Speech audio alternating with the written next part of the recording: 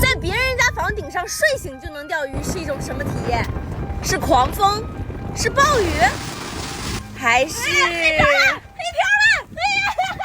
我夜观天象，风一起，我觉得我又行。各位草稿里头抓一抓，拌一拌啊，又是大草鱼最爱的味道。哇哦，这完美的抛竿儿！有口！我叫你蹭线不咬钩。1、2，走你！哎，黑瓢，我就知道你肯定咬钩。中鱼了！我来了！快！哎呀，救命啊！啊！天啊！来人呐！哇塞！哇！你天哪！我让你1次2次吃我的钩子，让我不得安生啊！哎，好了，好爽！提竿那一下，这条鱼冲劲儿太猛了，直接飞出去了。来吧，抽鱼吧，来，小样了，来吧，看我。哎呦，我这身形太瘦了吧！好了。啊！哎呦，输了嘞！看看它是怎么直通下去的啊！哎呦，咱们继续啊！怎么感觉要变天呢？还起风了这一阵儿。走你！天哪，我的厕所好可怜，好倔强啊！好大的风啊！哎，这是干啥呀？什么情况啊？哎，快修帐篷！我的帐篷！啊！救命！怎么会这样？这也太突然了吧！哎呀，天哪，我拉不住呀！啊哈！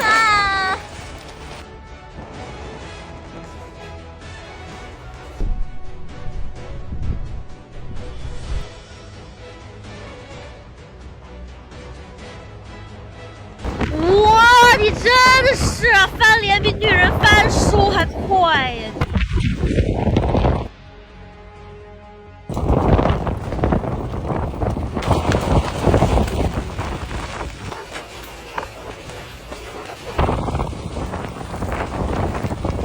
这下不热了吧？一下子就凉透了，透心凉，心飞扬啊！啥都不说了，风雨之后肯定是暴雨。我不敢睁开眼，希望是我的错觉。冷冷的命运在脸上呼唤